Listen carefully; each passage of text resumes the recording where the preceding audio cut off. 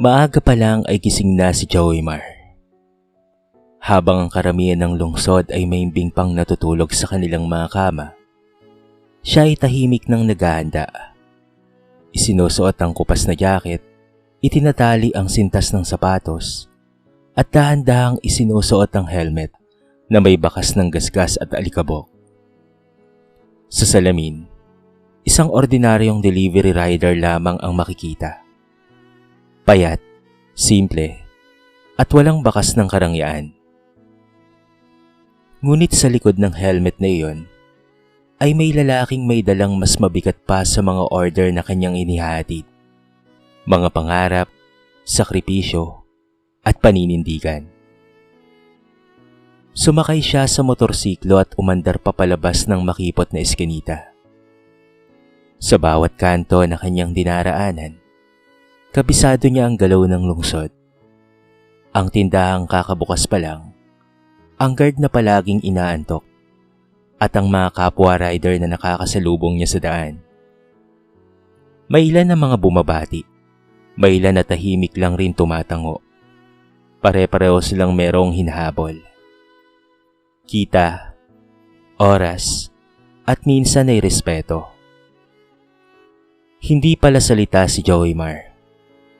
Mas pinipili niyang makinig kaysa magsalita. Sa tuwing naghihintay siya ng order sa labas ng restaurant, madalas niyang pagmasdan ng mga tao. Ang galit ng customer na nalilate ang pagkain, ang pagod ng rider na nabasa sa ulan, at ang ngiti ng batang masayang may uwi na namang hapunan ng magulang. Para sa kanya, bawat eksenang iyon ay paalala kung bakit niya pinili ang tahimik na buhay na ito. Kahit may kakayahan naman siyang mamuhay ng mas marangya. Ilang taon na ang nakalipas mula nang magsimula siya sa maliit na kusina na may iisang kalan lamang at iisang mesa. Walang pumapansin noon sa kanyang pangarap. Madalas siyang maliitin. Sabihang hanggang doon na lamang siya. Ngunit hindi siya sumuko. Unti-unti, lumaki ang kanyang restaurant. Hindi dahil sa ingrandeng pangalan, kung hindi dahil sa malasakit. Malasakit sa pagkain. Malasakit sa mga empleyado. Malasakit sa bawat rider na araw-araw ay nakikipaglaban sa init, ulan, at pangmamaliit ng iba. Ngunit hindi alam ng karamihan ang katotohanan iyon. Para sa kanila, si Joymar ay isa lamang delivery rider na sumusunod sa app, nagmamadali sa oras, at umaasang may tip sa dulo ng biyahe. At ayos lamang sa kanya iyon. Mas pinili niyang maging nasa likod ng eksena. Nasa likod ng helmet, kung saan mas malinaw niyang nakikita ang tunay na mukha ng mundo. Habang papasok siya sa restaurant ng umagang iyon, sinalubong siya ng amoy ng bagong lutong pagkain at ingay ng kusina. Naroon ang kanyang mga rider. Pagod, pawisan, ngunit patuloy na lumalaban at kumakayod. May narinig siyang may hinang bulungan. May halong inis at bigat sa boses. Tumigil siya sandali. Hindi pa alam na ang mga salitang iyon ang siyang magiging simula ng isang pagsubok na maglalantad ng isang katotohanan. Katotohanang hindi lahat ay handang tanggapin. At sa likod ng kanyang helmet, si Joymar ay nakinig. Sa gilid ng restaurant, sa may likod kung saan nagkakape ang mga rider habang naghihintay ng panibagong booking, naroon ang mabibigat na buntong hininga at mga kwentong paulit-ulit ng ikinukubli sa biro. Nakaupo si Basil Cortez, nakasandal sa pader. Pinupunasan ng pawis sa noo habang hawak ang basong plastik ng malamig na kape. Kita sa kanyang mga mata ang pagod. Hindi lang sa biyahe, kung hindi sa mga salitang matagal na niyang nilulunok. "Pre, ako na naman kanina," sabi ni Basil. Pilit na tumatawa. Pero basag ang boses. "Si Aling Dolores na naman. Wala raw akong utak. Delivery rider lang daw ako." Napailing ang isa pang rider. "Grabe talaga yun. Kahit anong ingat mo, kahit maaga ka, may nasasabi pa rin talaga. Tahimik lamang si Joey Mar sa hindi kalayuan. Nakatayo lang at tila abalang inaayos ang kanyang helmet. Ngunit malinaw ang bawat salitang pumapasok sa kanyang pandinig. Sa tuwing nababanggit ang pangalang Dolores, parang bumibigat ang hangin. May halo itong galit, hiya at panghihinayang. Emosyong pamilyar sa kanya. Sinigawan ba naman ako sa harap ng mga kapitbahay? Patuloy ni Basil. Para bang wala akong karapatan? Para bang basura lang ako sa paningin niya? Bakit? Dahil ba rider lang tayo? Lagi na lang ganun yung matandang yun. May sandaling katahimikan. Walang gustong magsalita dahil alam nilang pare-pareho silang dumaraan doon. Ang ilan ay yumuko. Ang iba'y napakamot sa ulo. Si Joey Mar, bagamat tahimik, ay nakaramdam ng kirot sa kanyang dibdib. Hindi dahil sa personal siyang iniinsulto, kung hindi dahil ang mga taong itinuturing niyang kapatid ay paulit-ulit na tinatapakan ng dangal. Lumapit si Bianca Flores, ang manager ng restaurant. May hawak itong clipboard. Narinig ko na naman ang pangalan ni Aling Dolores. Maingat niyang sabi. Ilang beses na nating pinag-usapan ito, hindi ba? Ay, Ma'am Bianca, sabi ng isang rider. Suki po kasi siya. Pero kung ganito naman lagi, parang sobra na po. Napabuntong hininga si Bianca. Alam ko, pero customer pa rin siya. Sa salitang iyon, may bahagyang pagkadismaya na naramdaman si Joey Mar. Hindi niya sinisisi si Bianca. Alam niyang trabaho lamang nito yon. Ngunit sa likod ng katahimikan niya, may nabubuong tanong. Hanggang kailan magiging normal ang pambabastos tulad nito? Habang unti-unti nagkakahiwa-hiwalay ang mga rider para sa panibagong delivery, nanatiling nakatayo si Joey Mar. Pinagmasdan niya ang likod ni Basil habang ito'y muling sumasakay sa motorsiklo. Sa simpleng eksenang iyon, malinaw sa kanya ang isang bagay. May mali at hindi sapat ang pakikinig lang. Hindi siya galit, hindi rin siya naghahanap ng ganti. Ang gusto niya ay maunawaan ang ugat ng lahat. Gusto niyang makita mismo ang mukha ng taong kayang maliitin ng kapwa ng walang bahid ng konsensya. At kung kailangan, siya mismo ang haharap dito. Hindi bilang isang may-ari ng restaurant, kung hindi bilang isang karaniwang rider na araw-araw hinuhusgahan batay sa suot at sa trabaho. Tahimik niyang kinuha ang isang order slip mula sa counter. Nakalagay roon ang pamilyar na address, Aling Dolores del Mundo. Sa sandaling iyon, hindi na lamang ito delivery. Isa na itong pagsubok sa kanyang pasensya, sa kanyang prinsipyo, at sa paniniwalang ang tunay na respeto ay nagsisimula sa pagtingin sa kapwa bilang isang tao. Sa isang lumang bahay na napapalibutan ng matataas na bakod at mga paso ng halaman na tila mas inaalagaan pa kaysa sa tao, nakatira si Aling Dolores del Mundo. Kilala ito sa kanilang barangay, hindi dahil sa kabutihan, kung hindi dahil sa taas ng boses at sa talas ng dila. Sa bawat umaga, bago pa man uminit ang araw, nakaupo na siya sa may bintana, pinagmamasdan ng mga dumaraan. Wari hinahanap kung sino ang maaari niyang husgahan sa araw na yon. Para kay Aling Dolores, may malinaw na hatian ng mundo. Ang mga nakaangat at ang mga wala. At sigurado siya kung saang panig siya nabibilang. May anak siyang lalaki. Ang pangalan ay si Brando Reyes, na nakapangasawa ng isang babaeng mayaman, si Daphne Reyes. Dahil dito, itinuturing niyang sapat na dahilan nito upang itaas ang kanyang sarili. Kahit pa ang kayamanan ay hindi naman talaga nagmula sa kanila. Madalas niyang ipagmalaki sa mga kapitbahay. Kung alam niya lang kung saan kumakain ang anak ko. Aba, hindi yun basta-basta, no? Ngunit sa likod ng matamis ng ngiti at pilit na tawa. Wala naman siyang sariling kwentong may pagmamalaki. Wala siyang negosyong itinayo. Wala ring ambag sa tagumpay ng anak. Ngunit para sa kanya, sapat na ang apelidong dinadala ngayon ni Brando. Kapag dumarating ang mga delivery rider, lalo na mula sa paborito niyang restaurant, doon lumalabas ang tunay niyang ugali. Sa paningin niya, ang mga rider ay paalala ng lahat ng ayaw niyang makita. Ang hirap, ang pawis, at ang katotohanang may mga taong patuloy na nagsusumikap ng walang shortcut sa buhay. Napakabagal mo naman. Madalas niyang sigaw, kahit maaga pa ang delivery.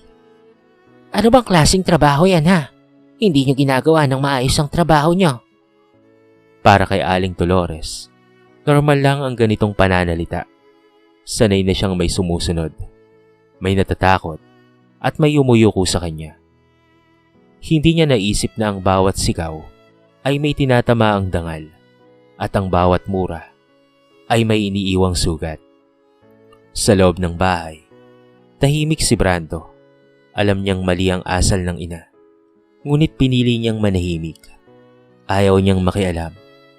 Sanay na rin siyang umasa sa anino ng yaman ng asawa. Si Daphne naman ay bihirang umuwi, abala sa sariling mundo. Walang oras para sa mga ugaling dapat sana'y ituwid. Sa isang sulok ng sala, nakapaskil ang larawan ng pamilya.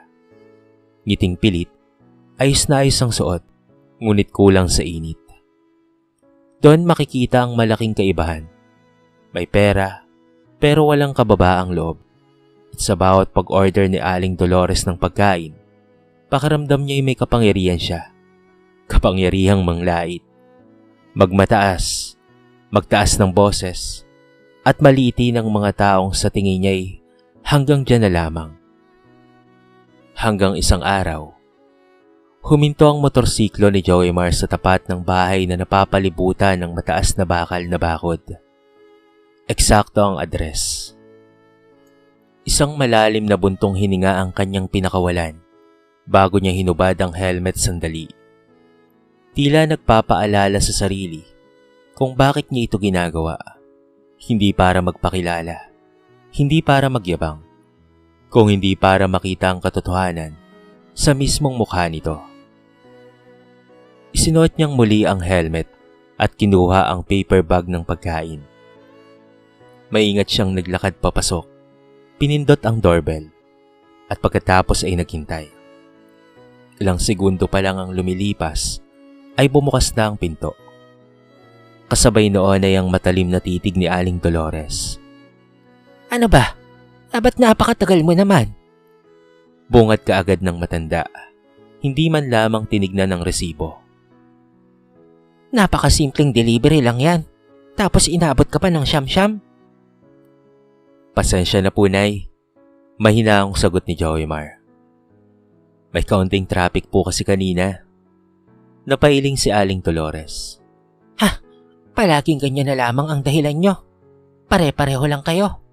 Hindi nyo ba alam kung gaano kahalaga ang oras sa mga customer? Tahimik lang si Joymar.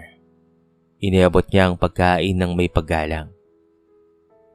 Ngunit imbes na kumain kaagad, sinipat muna ito ng matanda na para bang may hinahanap na mali.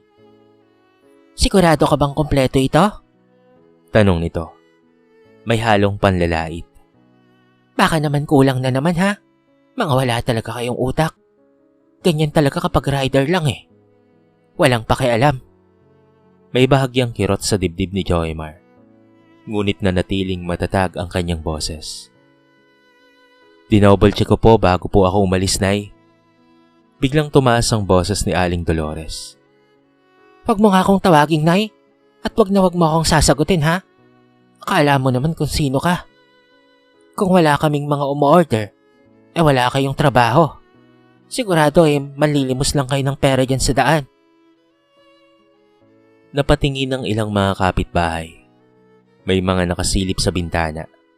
May mga kunwaring nagdidilig ng halaman. Si Joymar naman ay nanatili lang na nakatayo. Hawak pa rin ang resibo. Dama ang bigat ng bawat salitang ibinabato sa kanya. Ang mga katulad mo, Dugtong ng matanda. Dapat marunong lumugar. Delivery rider ka lang eh. Napakayabang mo na. At sasagot-sagot ka pa sa akin. Sa sandaling iyon, ramdam ni Joymar ang tukso na magsalita. Gusto niyang ipagtanggol ang kanyang sarili. Gusto niyang ibunyag ang katotohanan. Ngunit pinili niyang manahimik. Pinili niyang akuin ang bawat salita. Hindi dahil totoo ang mga ito. Kung hindi dahil alam niyang hindi lang siya ang sinisigawan ng ganito araw-araw. Sa loob ng bakuran, may isang binatang nakaupo sa motorsiklo sa kabilang kalsada. Si John Mercado. Pauwi galing trabaho. Napahinto nang marinig ang sigawan. Sa kanyang kamay, tahimik na umangat ang cellphone. Samantala, tinanggap na rin ni Aling Dolores ang pagkain. May iritasyon pa rin sa mukha nito. Maghintay ka dyan ha? Huwag kang nagmamadali-madali dyan. Late ka naman eh. Utos niya. Bibilangin ko muna to. Tahimik na tumango si Joymar. Sa bawat segundo ng paghihintay, mas lalo niyang nauunawaan ang lalim ng sugat na iniiwan ng ganitong pagtatrato. Hindi lang ito patungkol sa kanya. Ito ay patungkol sa lahat ng rider na walang boses, walang pangalan, at madalas pang walang pumapanig. Nang maisara ang pinto, iniabot sa kanya ang bayad. Walang tip, walang pasasalamat. Mabigat pa ang kamay na iniabot ito sa kanya. Tumingin siya sa pinto ng ilang sandali bago tuluyang lumakad papalayo. Sa loob ng helmet, hindi galit ang naramdaman ni Joymar, kung hindi isang malinaw na desisyon. Hindi na siya mananahimik pa. Mula sa kabilang kalsada, hindi kaagad umalis si John Mercado. Nakaupo pa rin siya sa kanyang motorsiklo. Kunwari inaayos ang side mirror. Ngunit ang totoo ay hindi niya matanggal ang eksenang nasaksihan. Hindi ito ang unang beses na may nakita siyang sigawan sa delivery rider. Pero may kung anong bigat ang tagpong iyon. Marahil dahil sa katahimikan ng rider, na tila sanay ng lunukin ang pang-aalipusta. Tahimik niyang sinilip ang video sa cellphone. Malinaw ang boses ni Aling Dolores, ang panlalait, ang pagtataas ng boses, at ang salitang, Delivery rider ka lang.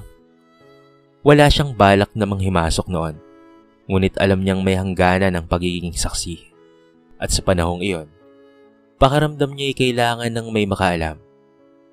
Kaya naman pagdating sa bahay, agad niyang ini-upload ang video. Walang dagdag na caption. Isang maikling tanong lang. Hanggang kailan magiging normal ang ganito? Hindi niya inakala na sa loob lamang ng ilang oras ay magsisimula ng dumami ang views, shares, at pati na rin mga komento. May mga galit, may mga naawa, may mga nagbahagi ng kanilang sariling karanasan bilang rider o anak ng rider. Samantala, sa restaurant ay abala si Joymar sa loob ng kusina. Hindi niya binanggit sa kahit kanino ang nangyari. Para sa kanya, tapos na ang delivery. Ngunit nang lapitan siya ni Bianca Flores, may hawak itong cellphone at seryoso ang mukha. Doon niya naramdaman na may kakaiba. Sir Joymar, Mahinang tawag ni Bianca. may kumakalat po na video. Ipinakita niya ang screen.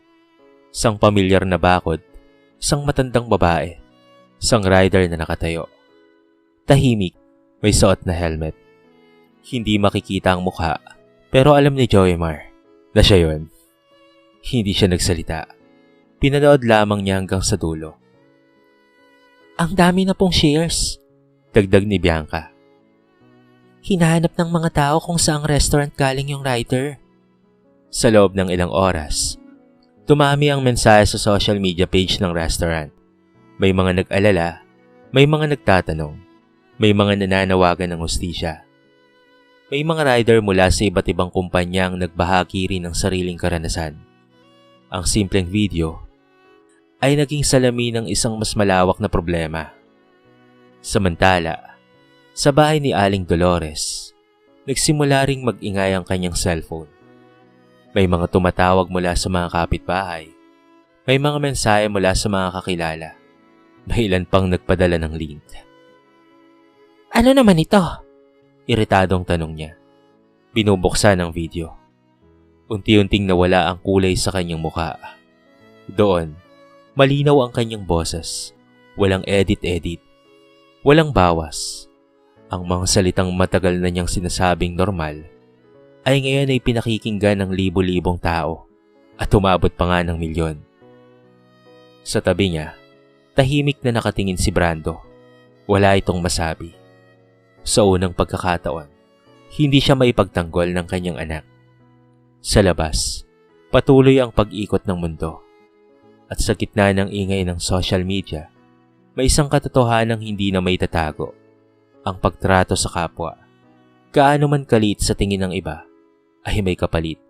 At ang kamera, minsan ay nagiging konsensya ng lipunan. Kinabukasan, mas maaga pa sa dati ang pagdating ni Joymar sa restaurant. Tahimik ang paligid, ngunit ramdam sa hangin ang bigat ng nagdaang gabi.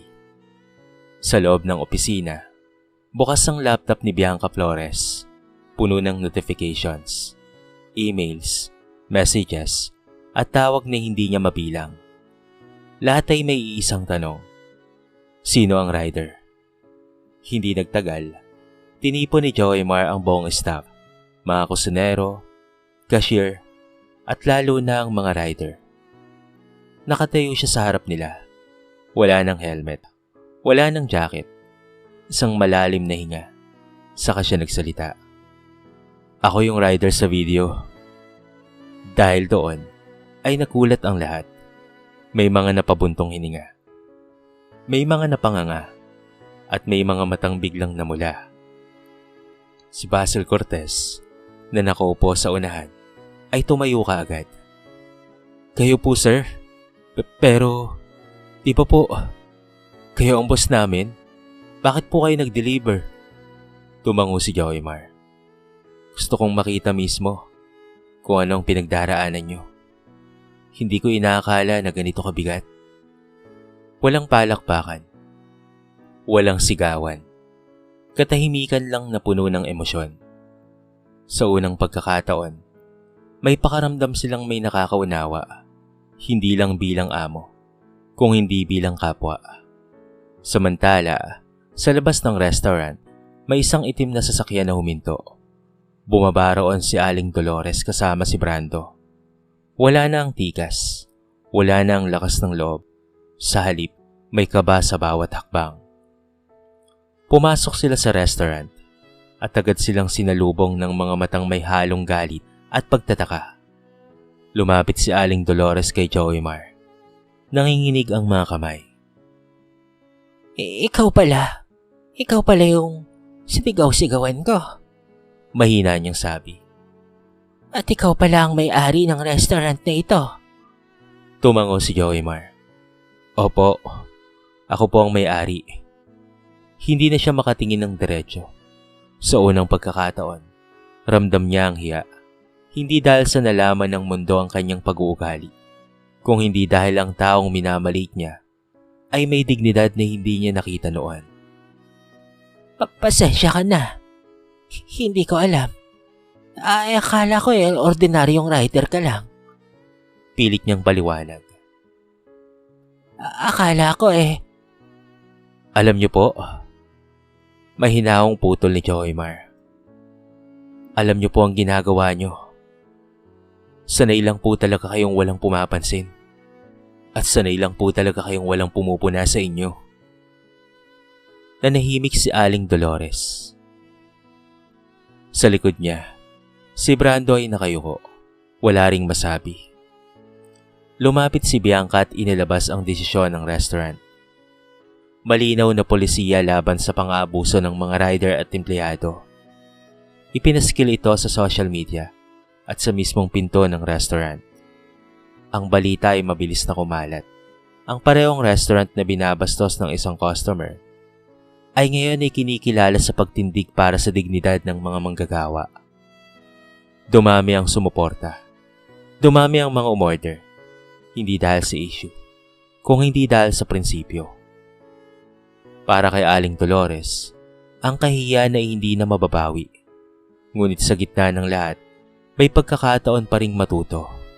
At para kay Joymar, malinaw na ang isang simpleng pagpapanggap ay nagbukas ng mata ng marami, na ang respeto ay hindi binibigay dahil sa titulo, pera o estado sa buhay, kung hindi dahil tao ang kaharap mo. Minsan, kailangang may maglakas loob, magubad ng helmet upang makita ng lahat ang katotohanan. Tahimik ang restaurant ng umagang iyon. Ngunit hindi na ito ang katahimikang puno ng pagod at pagtitiis. May kakaibang gaan sa hangin. Parang bawat tao ay may tuwid ang tindig. Mas malinaw ang ngiti. Ang mga rider, kabilang si Basil Cortez, ay abala sa pag-aayos ng kanilang mga helmet at pati na rin bag. Ngunit ngayon ay may kumpiyansang matagal nang hindi nararamdaman.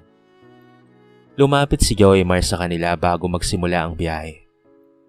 "Hindi kayo nag-iisa," sabi niya, "at hindi kayo kailanman magiging delivery rider lang." Hindi ito sigaw, hindi rin ito talumpati, ngunit ramdam ng bawat isa ang bigat ng katotohanan sa mga salitang iyon. "Humahanga ako sa inyo, sa tibay at lakas ng loob nyo, para magpatuloy sa pagtatrabaho para sa inyong mga pamilya," pahabol pa niya. Samantala, sa bahay ni Aling Dolores, iba na ang umaga. Wala nang sigaw. Wala nang pagbubukas ng bintana para manlait. Nakaupo siya sa harap ng mesa, hawak ang kanyang cellphone. Pinabasa ang komentong patuloy pa ring dumarating. May mga galit, maraming panghusga, ngunit may ilan ding nagtuturo. Hindi ng galit, kung hindi ng aral. Tahimik siyang napapabuntong hininga. Sa unang pagkakataon, tinanong niya ang kanyang sarili. Kailan ba ako naging ganito? Lumipas ang ilang araw bago siya muling nag-order ng pagkain. Nang dumating ang rider, ibang-iba na ang kanyang kilos. Wala nang sigaw, wala nang irap. Isang simpleng tango at mahinang, "Salamat ha." maliit na hakbang. Ngunit ito'y simula. Hindi man siya tuluyang nagbago sa isang iglap, pero may bitak na sa pader ng kanyang kayabangan. At doon nagsimulang pumasok ang liwanag. Sa kabilang banda, patuloy na lumago ang restaurant ni Joymar. Hindi lang sa kita, kung hindi pati na rin sa respeto. Ang kanyang mga rider ay naging inspirasyon sa iba. May mga netizen na nagbabahagi ng kwento ng kabutihan. May mga restaurant na sumunod sa pulisiya ng dignidad at pati na rin malasakit. Minsan nga, may nagtanong kay Joymar kung bakit hindi na lamang siya agad na nagpakilala noong araw na yon. Ngumiti siya. "Kung nagpakilala kasi ako kaagad," sagot niya, "isang tao lang ang natuto. Pero dahil nanahimik ako, marami ang nakaramdam." Sa huling delivery ng araw, muling isinuot ni Joymar ang helmet. Hindi na para magtago, kung hindi bilang simbolo. Simbolo ng lahat ng manggagawang araw-araw na humaharap sa mundo ng may tapang, kahit hindi nakikita ang kanilang mukha. Habang papalayo ang kanyang motorsiklo, malinaw ang aral na iniwan ng kwento. Ang trabaho ay hindi sukatan ng pagkatao. Ang yaman ay hindi lisensya para manlait. At ang respeto, kapag ibinigay, ay may kakayahang baguhin hindi lamang ang isang tao, kung hindi ang isang komunidad. Sa likod ng helmet, si Joymar ay ngumiti. Hindi dahil siya ay nanalo, kung hindi dahil may natutunan ang mundo, kahit sa simpleng delivery lamang. Sa kwentong ito ay marami tayong mapupulot na aral. Ang kwento ni Joymar ay paalala na walang trabahong mababa kapag marangal ang paghahanap buhay. Ang suot, titulo o estado sa buhay ay hindi kailanman sukatan ng pagkatao ng isang tao. Ang paggalang ay hindi dapat hinihingi. Ito ay kusang ibinibigay sa ating kapwa dahil pare-pareho tayong tao. Ipinakita rin ng kwento na ang kayabangan na nakasandal sa yaman o tagumpay ng iba ay isang hungkag. maaaring magdala ito ng pansamantalang kapangyarihan. Ngunit sa huli, ang asal pa rin ang maglalantad kung sino ka talaga. Higit sa lahat, itinuro ng kwento na ang katahimikan ay hindi laging kahinaan. Minsan, ito ang paraan upang makita ang mas malaking larawan. At minsan, ito ang nagiging boses ng marami. Ang isang taong marunong magpakumbaba at umunawa ay may kakayaang baguhin hindi lamang ang sarili, kung hindi ang pagtingin ng buong komunidad. Respeto ang pundasyon ng isang makataong lipunan.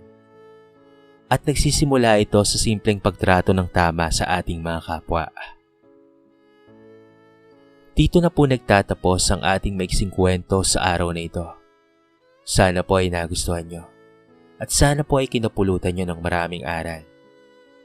Kayo mga kabarangay, anong masasabi nyo sa ating kwento?